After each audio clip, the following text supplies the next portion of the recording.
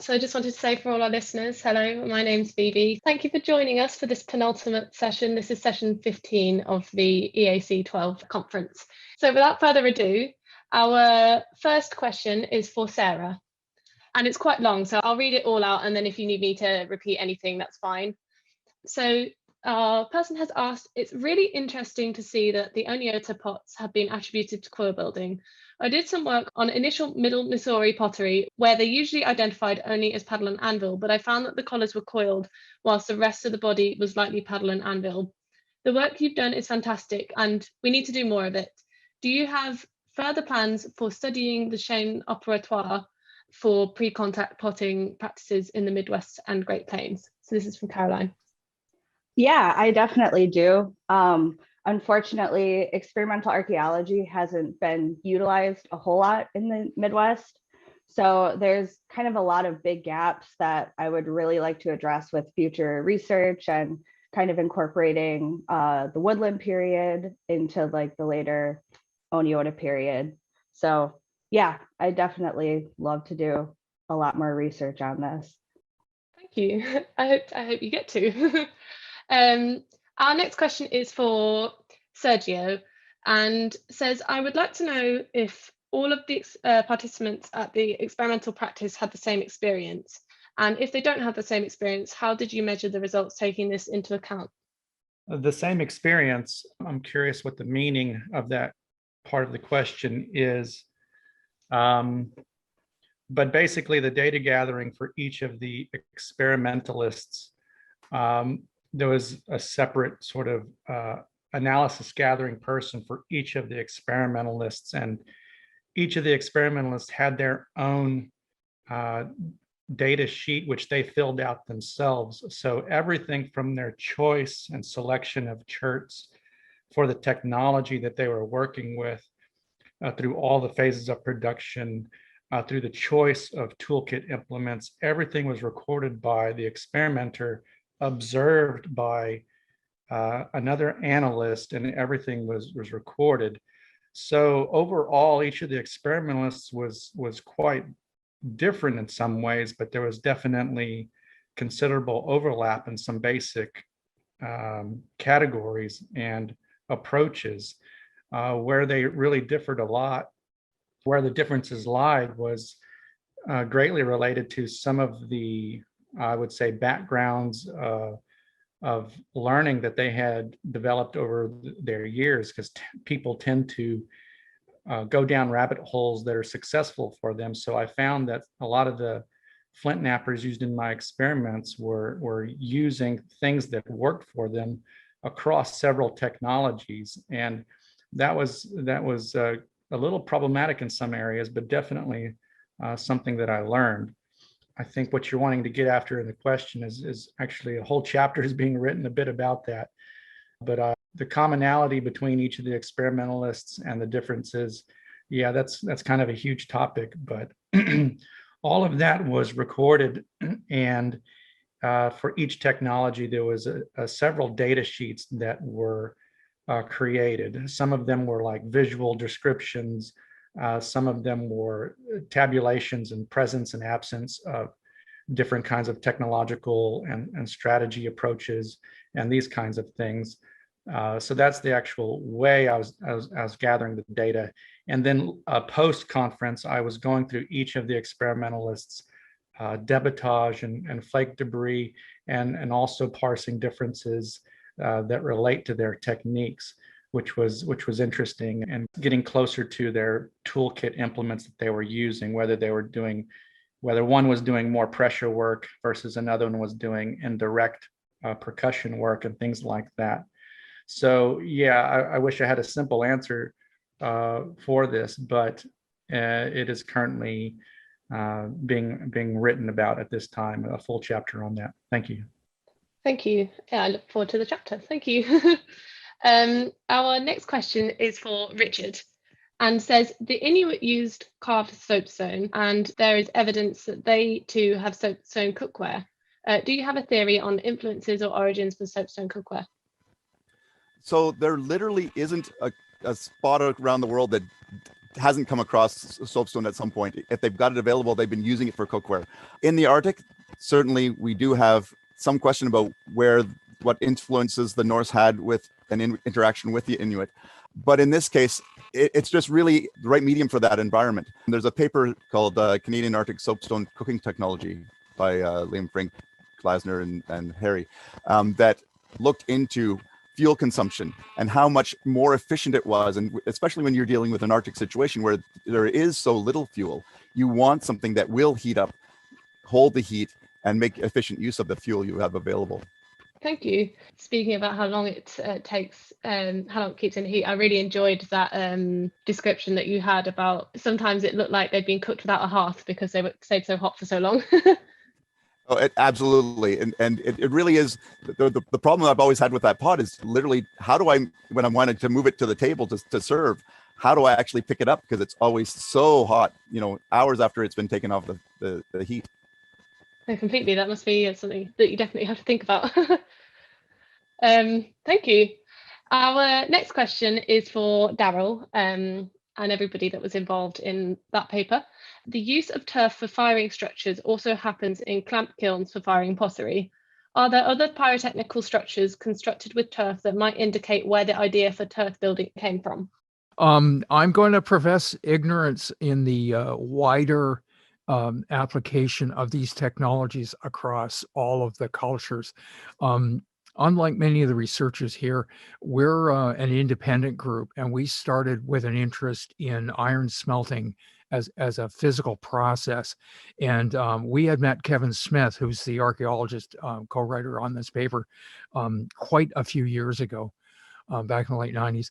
And we decided to take our interest in effective iron smelting technology and apply what we had learned there directly to the situation he had explored at Halls. So I'm going to freely admit that I'm ignorant about the application of turf in heated structures across the wider world. And then I'm going to mute up and see if Kevin has any addition to that. Hey, thanks so much. This is Kevin.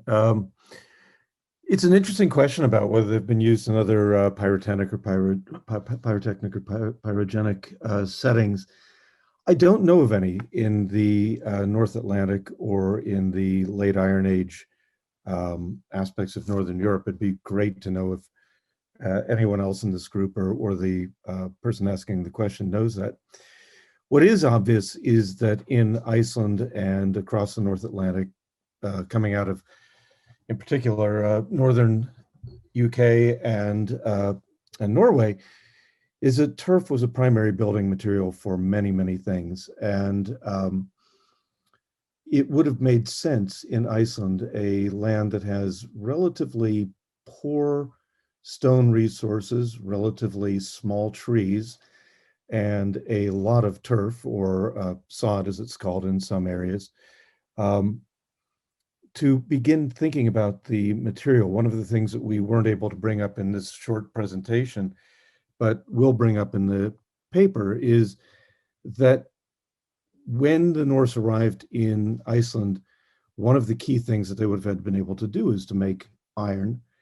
And yet in the earliest historical source we have, called Landnámabók, the Book of Settlements, which was written in the 1100s, early 1200s, so a couple hundred years after, it was still remembered that there was a man called Röðubjörn, which means Orebjorn, or Bjorn of the iron ore, who was remembered as being the first person who was able to make iron in Iceland.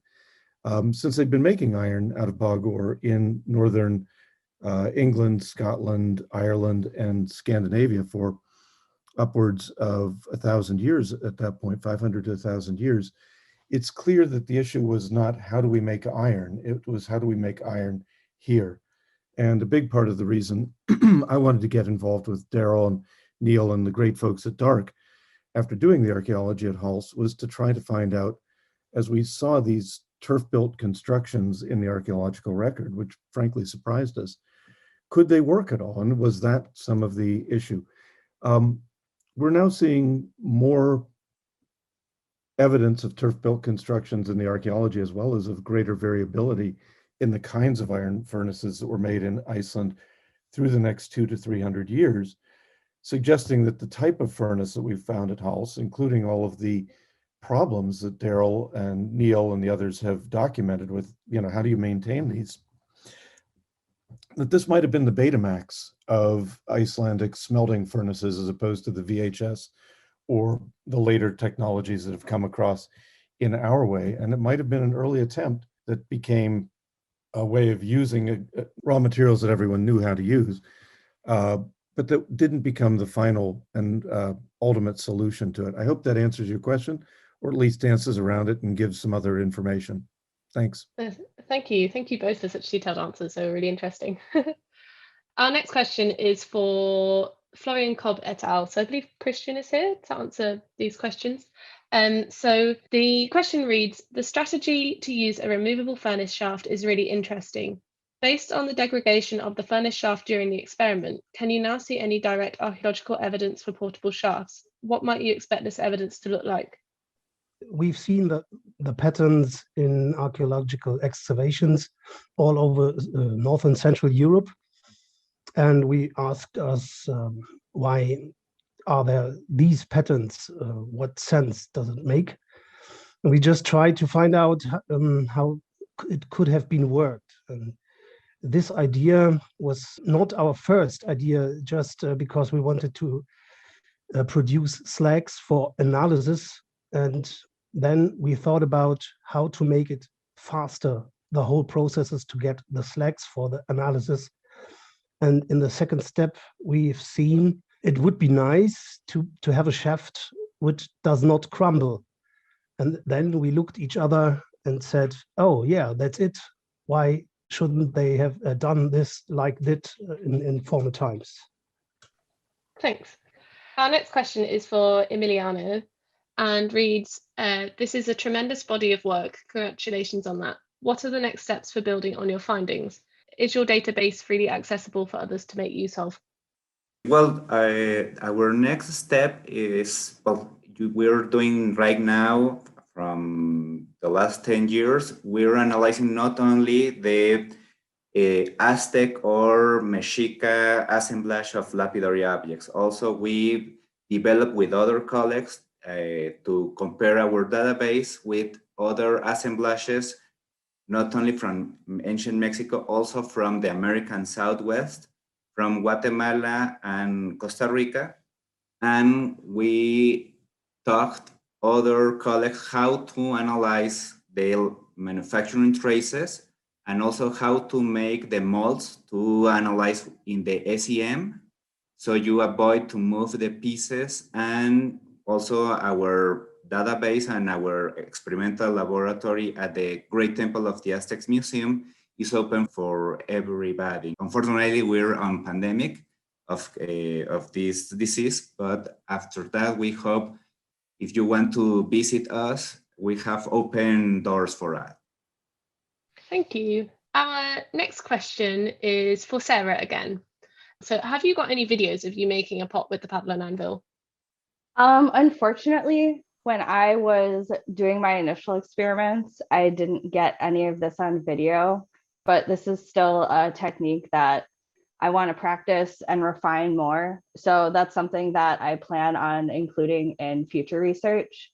But if people are interested in looking at this process, there's a lot of ethnographic videos you can find on YouTube that show this process. Thank you. And another question for you from Scott Stoll. An excellent analysis and result of production. I have done a little Paddle and Anvil work, but not with this level of success. So I'm inspired to work more with this. When you say you burned the mussel shells, how did you burn them? Just putting them in an open fire? And when you fired the pot, what temperature did you fire them to? So for my experiments, I put the shells over an open fire, basically because you want to burn off the organic material that's holding the shell platelets together. And you have to be careful to heat it up, not to heat it up too hot, because then it will turn into calcium carbonate, I believe, and that will really mess with your firing of the pottery.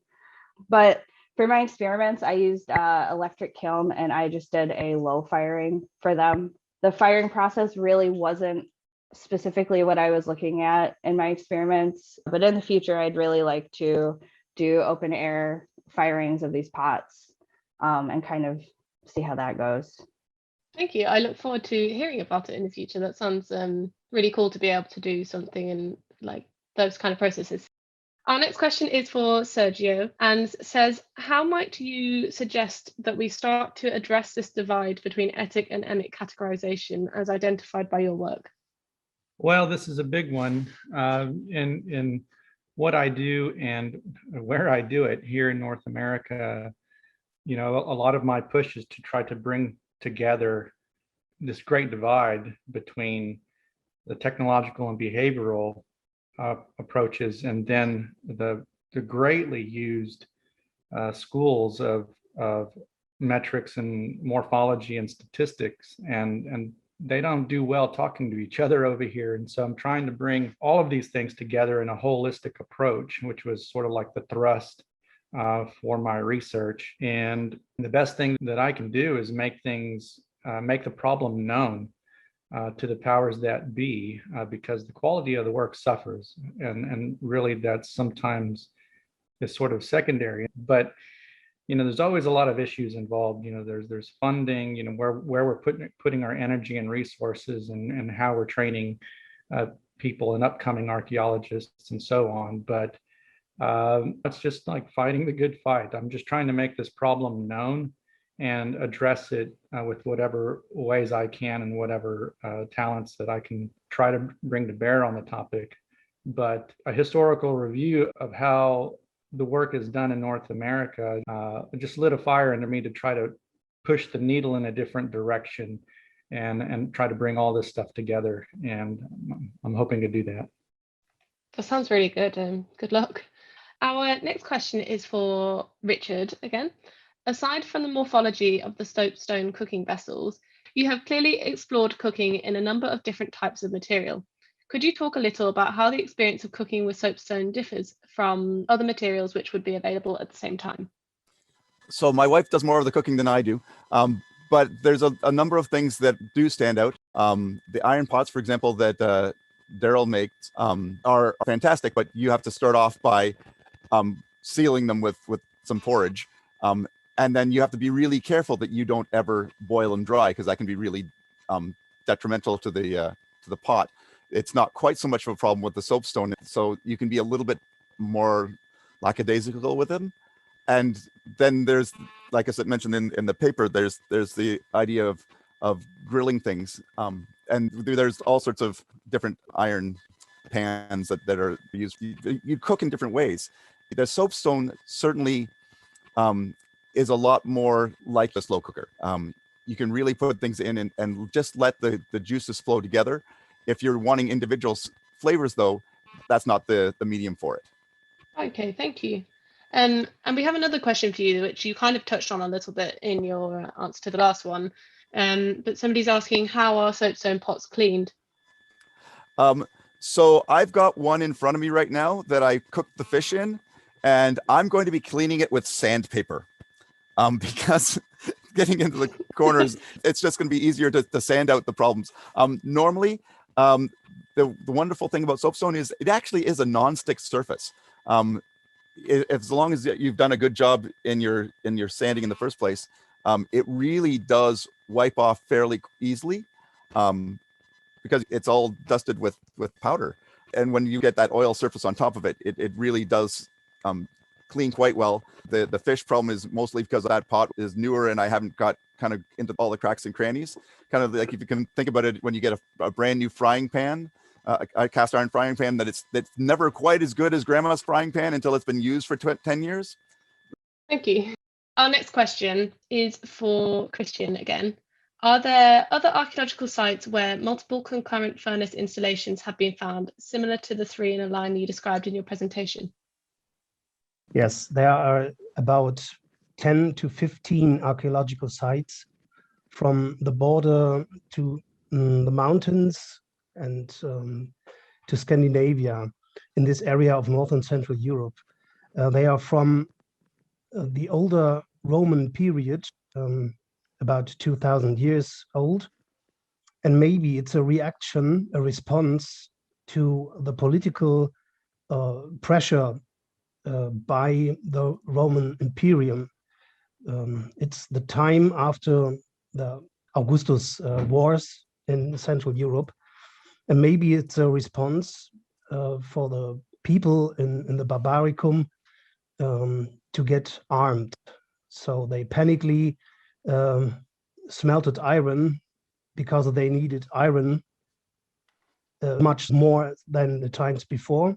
It's one possible explanation. Because there's another aspect I didn't mention. They did not use just bog iron ore, as can be assumed for this area. They also used clay iron stones, concretions from the bottom in the underground. And both ores mixed together means there are many tons of ores can be used now. So it's another increase in effectiveness in iron smelting. Okay, thank you. That was really interesting. I believe Daryl might have a question to ask you as well, if that's all right. So Christian, I didn't find this entirely clear in the presentation, which I realize is a very short version of your paper. It looked like probably what you were doing is running the complete smelt sequence until you had a bloom, and then taking the hot top of the surface, the shaft of the furnace, and tilting it sideways, and then extracting the bloom in the hot state. Did you contemplate actually doing a top extraction with the shaft of the furnace in place, and then moving the shaft after the furnace was cold? Yes, I'm still sweat because of that. It's really hot, but the shaft material in the top from the outside is just about 80 degrees Celsius. With a little protection, it's not heavy to do this or not. It's not a problem. And then just wait 1 day for cooling down it and make a new basal edge to the shaft area. And then it will be standing again over a new slag pit. Yeah, it could be a possible way. We tried this several times, and the limitation of 3 runs maybe is explained by the way that the shaft material crumbles by the heat. And the highest heat is about the basal shaft area in the reaction room of oxidation and reduction. Okay, the reason I kind of asked this is that we have undertaken both slag tapping and occasionally slag pit furnaces here, and we've experimented quite a number of times with a top extraction as opposed to a bottom extraction. Something we picked up from a team from Eindhoven in the Netherlands is you can use a process where you use a heavy wooden timber thrust down the top of the furnace while it's hot and semi-compact the bloom in place, which both it helps consolidate the bloom at its hottest point, but also serves to free it up from the slag bowl underneath, and then reaching down from the top with a pair of tongs. Admittedly, this is quite punishing, having done this any number of times. So I'm just, tops were moved and used multiple times is an excellent one, and it may be something we take a look at as well. Thank you both. That was really interesting to listen to. I believe Linda might have sorted her technical issues out. If you wanted to add something to the question on etic and emic issues and how you can bring them together. So the whole question of emic and etic, I think, is a really interesting one for experimental archaeologists to think about, because it's really saying who is doing the classification system, and is it emitting from the society or is it externally imposed and coming from without? And so just some of the papers, even in this session, it's not just Sergio's work, it's also the soapstone boxes. I mean, we talked about them. You said that interesting phrase of behaving like a slow cooker. Well, we don't call them a slow cooker because we don't understand what they do. That's one of the things that your experiments have really put some life into. So if you imagine, say, a kitchen setup, we might know, because we use them every day, what is a vegetable knife, a bread knife, or whatever. But we wouldn't know the same things about the sorts of materials that we're studying necessarily, because they're not personally experienced. So the idea of experimental archaeology as a tool for trying to get at some of the more functionally orientated or sequentially orientated, or some of the categories that might have been there in the original societies that created the objects, is a really interesting one. And I just love the idea of calling some of those things slow cooker pots. Yeah, it makes a change from just going with materials or sequences or shapes. Thank you. That was a really nice thing to add on to that. Our next question is for Emiliano. In the more than 700 experiments you conducted, can you talk a little about who was doing the experiments? When did you use actively practicing craftspeople and when not? About the experiments that not only Reina and me perform, also we test the skills and the experience that our students have, because we want to know not only the colleagues or the archaeologists interested in experimental archaeology on lapidary objects. Also, we talk at the university here in Mexico, organic and inorganic materials, and we talk about 3 or 4 classes about experimental archaeology, and about 15 years ago, we test how our students craft or to measure the different skills about them. And it's interesting that we identify students with very good skills crafting stones, and others are a complete mess about crafting stones. And we compare that results with our colleagues in the formal experimental archaeology workshop.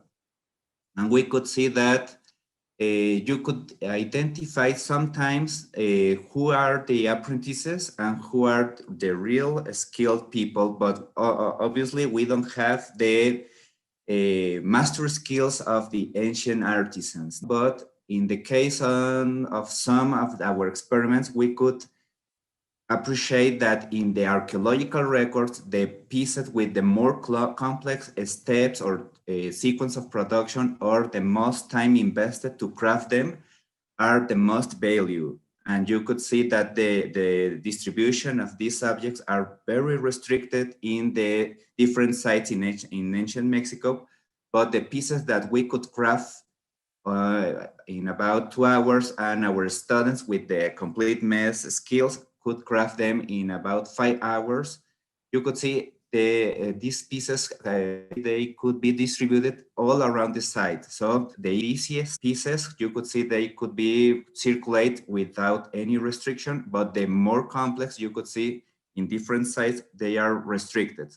So we don't have the experience as the ancient artisans, but we could appreciate the more complex or easiest pieces have different distribution in the sites. That was really interesting. Thank you. Our next question is aimed for anyone from the dark hotspots. Do you have any plans for returning out to Lanza Meadow when travel is possible again? Yes, that is certainly our hope. Of course, with COVID, nobody's moving at the moment, but we maintain contact and look forward to going back at the earliest opportunity. We're actually under negotiations right now with parks about a number of our members returning for extensive staff training on site. But as Diane mentioned, right now, we effectively can't travel outside of Ontario with the COVID lockdown. And like many living history sites, people who are watching this, we're having huge problems here in Canada with museum attendance. And of course, dollars from attendance drive the income and the programming. I really hope that you get to go back soon. Our next question is for Daryl. Were there other viable hypotheses aside from turf for how the furnaces could have been constructed? Well, I had been taking a look at some furnaces built at another industrial level production site like Halls, where iron was made for a long period of time and huge quantities, at a place called Skogar, which is in the northern western part of Iceland. And how the top of the furnaces are interpreted is a huge question in effective iron smelting, because as Christian's already pointed out, the superstructures almost never survive. At Skogar, the bottom 30 centimeters or so appears to be constructed of basalt blocks. And I've played around a little bit with stone. Imagine taking stones and making bricks out of them and piling those up as a construction. And certainly had extremely good results with that. It creates a very durable furnace. From an archaeological side, and again, Christian would probably reinforce this, there's a hot zone around the Turir point where air is enforced into the furnace. And that part of the furnace will easily come up to 1200 degrees Celsius, which will sinter any ceramic clay there into ceramic, but also it will effectively start to fuse and melt the stones in that area. But on the back side and the upper part of the furnace, there can be very little recognizable damage to stone or clay material. So part of the problem is if you built a pile of stones in a cylinder to make your furnace, and then later you took it apart to reuse those stones, the majority of them actually wouldn't have any archaeological footprint. Again, as Kevin had said earlier, our problem in Iceland is very little clay and clay of questionable quality. So this really affects our whole idea about how they could build.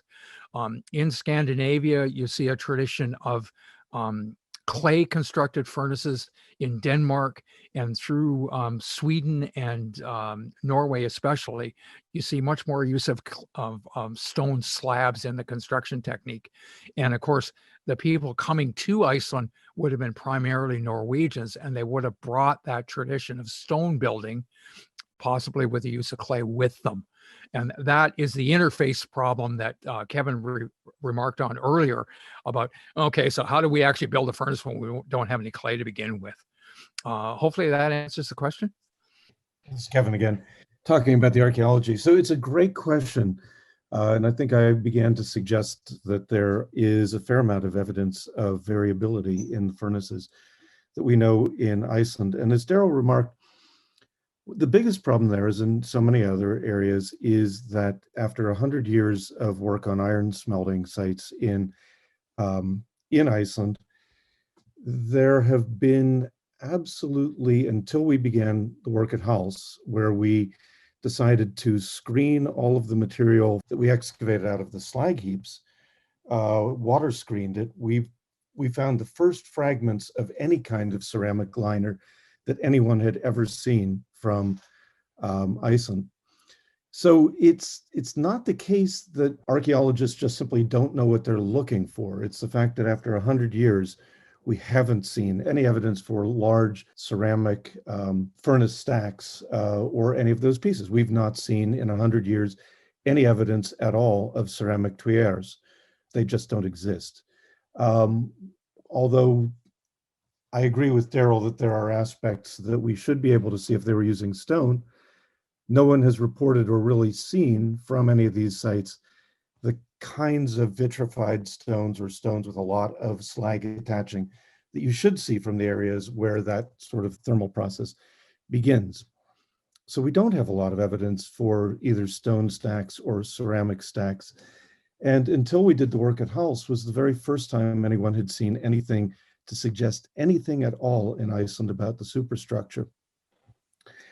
And I have to tell you that when you're excavating in a context where the soil you're digging is the same material as the turf blocks that were cut out to make it, it was impossible to see the evidence of the construction as we were digging down onto the site.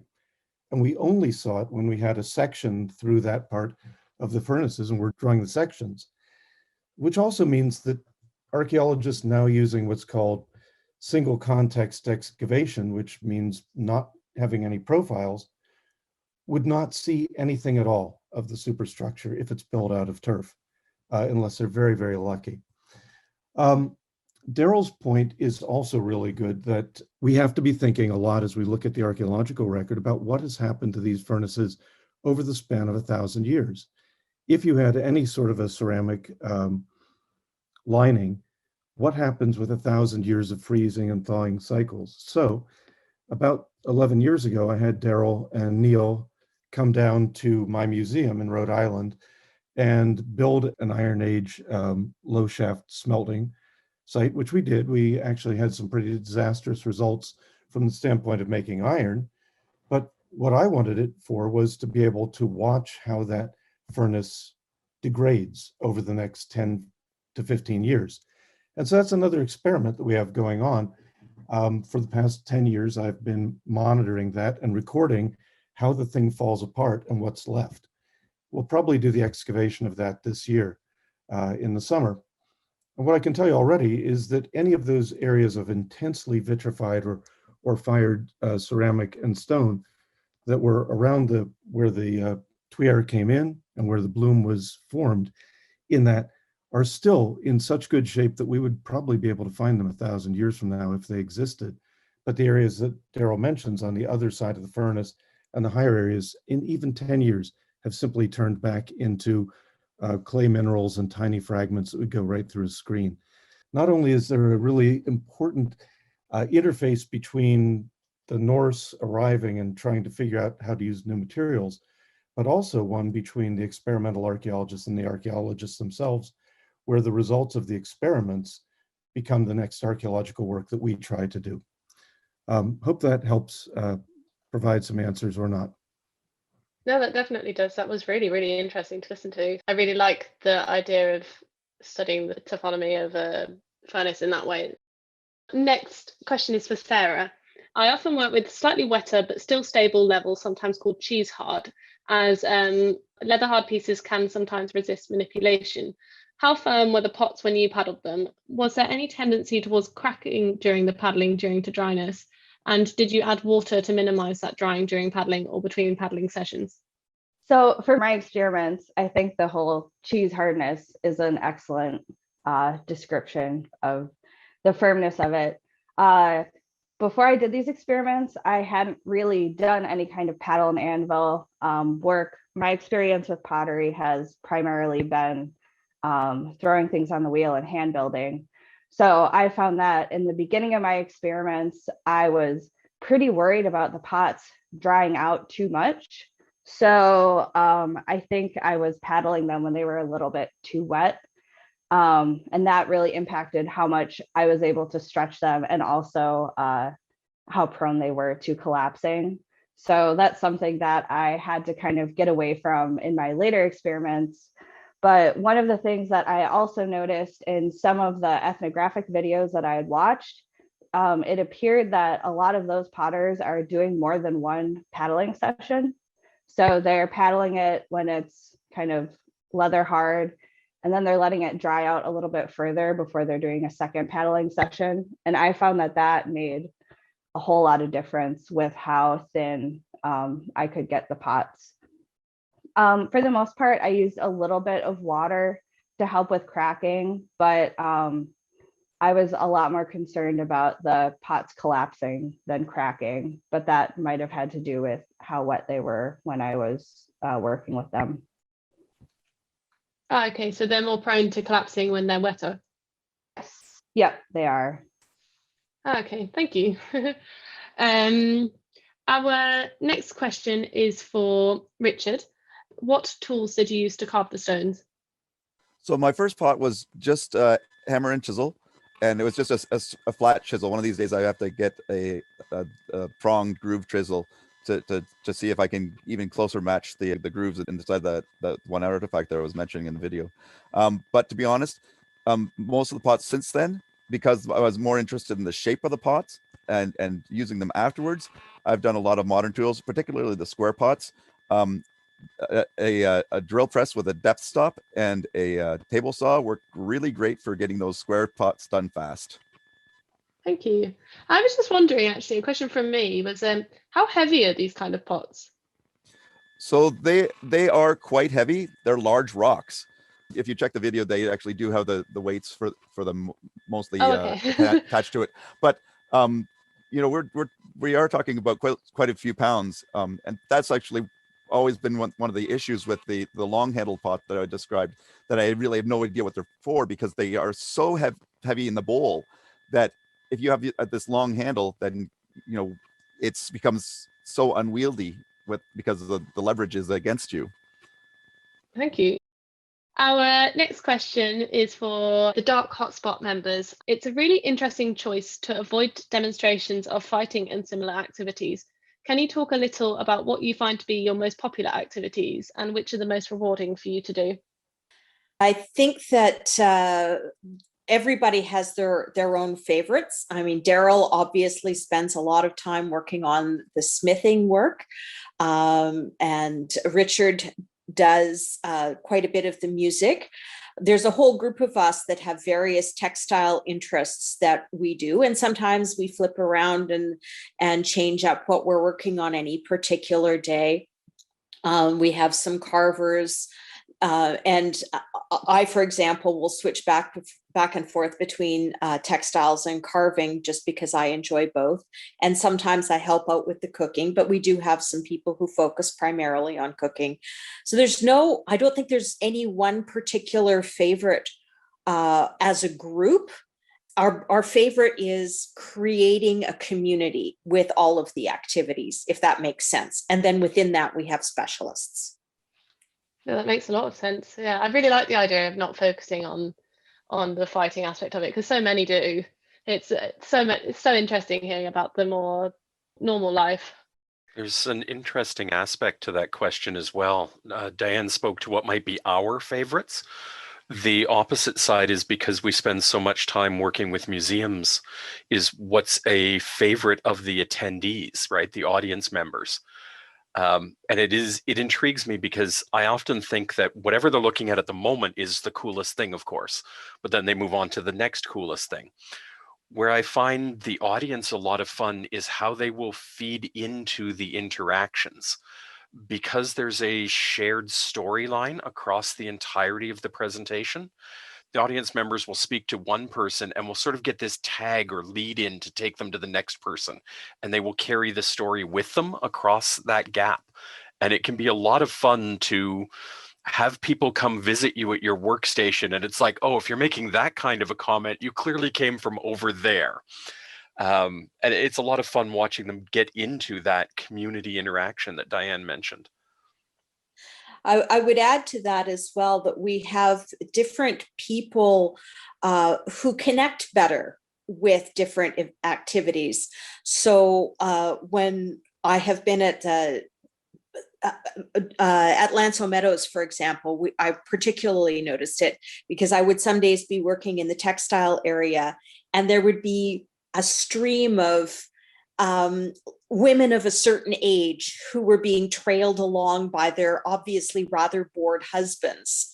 And then at some point I would go out and I would start working on my fishing net, and all of a sudden I would have those same fellows have their eyes light up, and they would start telling me stories about mending nets with their grandfathers when they were kids, because there was something that connected some of their, as others have talked about, that ethnographic background, their own history. They were able to connect it with what we were doing, and that was quite an interesting shift that we saw in the presentations. Thank you. So our next question is for Sarah. I understand that tempering using a burnt shell allows for easier manipulation of the clay pot, which is fascinating. Have you done any other investigations into using other materials as temper and how it impacts on the result of paddling? No, but that is something that I'm really interested in doing. There's a lot of speculation on what kind of properties shell temper has. There's some people who think that it has thermal properties. And so it just is kind of a big question about how it affects the forming and also how it affects the final product.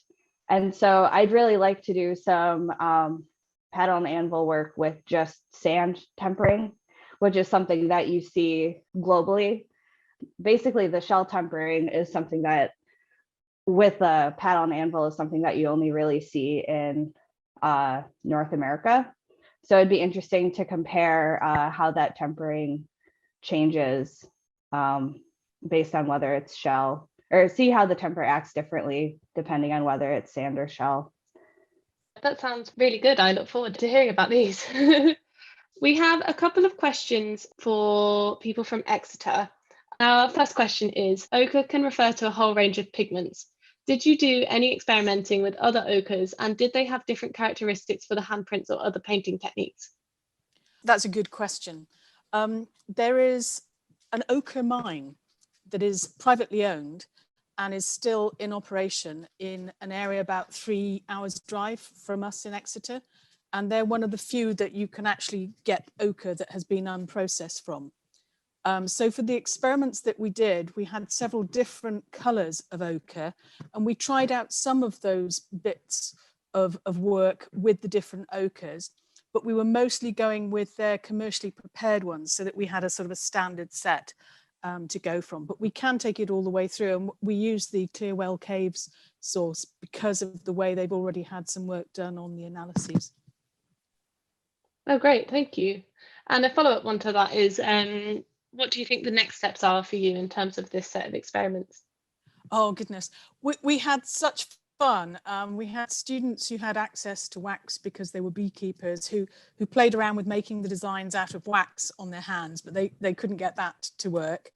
And we also tried sort of setting a plant into a spiral, and it didn't work very well. Somebody else said that they set it into the design, then they kind of pressed it overnight and then used it immediately in the morning. So just the wealth of ideas of different possibilities. But I think the real take home was that what you see on the walls may not be just a handprint. And secondly, some of those designs, you've got to go to quite a lot of extra trouble to get a design within a handprint that's as good as some of the ones that we can see on the rock art. So there's several directions to take it in, but that whole set of art just lends itself to such a detailed analysis, and it's so diverse and rich. You know, there's a lot of scope for potential further experiments there. And also it's up a cliff, some of it. So you've also got to think about, okay, how do you take your pigments or your pigmented hand up a ladder and along a cliff and then slap it on the wall? Or do you take up the equipment to make or to put the paint onto your hand whilst you're there? All kinds of things that we ended up thinking about that we had never thought of. And I think when we really look at those handprints, then there'll be more questions, and they'll have come from the experiments that we've done all these thousands of miles away in a quite a limited setting, with a lot of people using paper instead of paints. And in some cases, the students had boxes of materials posted out to them because of COVID. So they were using perhaps only limited amounts of ochre, or perhaps all using other pigments, more commercially available ones.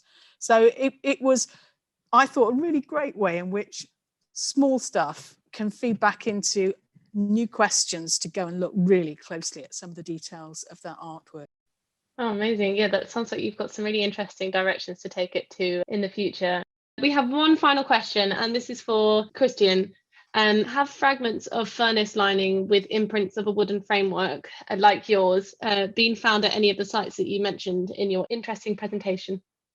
Yes, indeed. Some fragments of furnace shafts have been found, and I just can say it is not possible that the way as we used was the way they used in former times.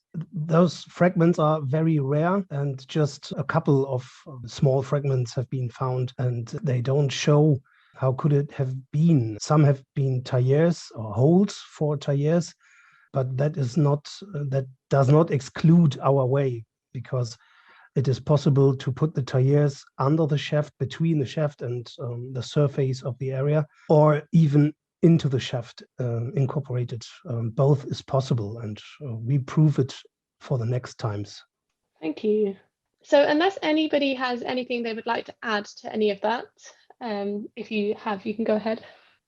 This is Kevin again. I just wanted to circle back to a question, one of the first ones that was actually asked of Richard about the soapstone technology in the Arctic. And I think the speaker was, or the person with the question was asking whether there was any indication that the Norse had transferred soapstone technology into the North American Arctic. And I just wanted to clarify that in fact, soapstone technology was being used for cooking and for lamps in the Eastern Canadian Arctic from at least 2,800 years ago, so 1,800 years before the Norse arrived.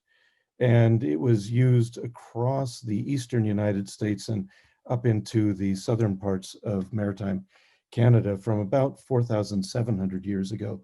So it's a very deeply embedded technology in the Americas long before the Norse arrived, as it is in Scandinavia, where it goes considerably before the Viking Age. And I just wanted to make sure it wasn't assumed that Europeans coming across to the Americas had taught the native people of the Americas how to do this. Thank you, Kevin. So yeah, it's been there for a really long time, it sounds like. This relates to the whole idea about combat and conflict when we're portraying the past. And in Dark, we've tried extremely hard to separate Viking from Scandinavian. And I know the commonly Viking Age is used to describe a specific time period and location. But a nice example I always give people when we're in presentation is that, the United States of America and Canada and many European countries have been involved in a conflict over the last decades in the Middle East.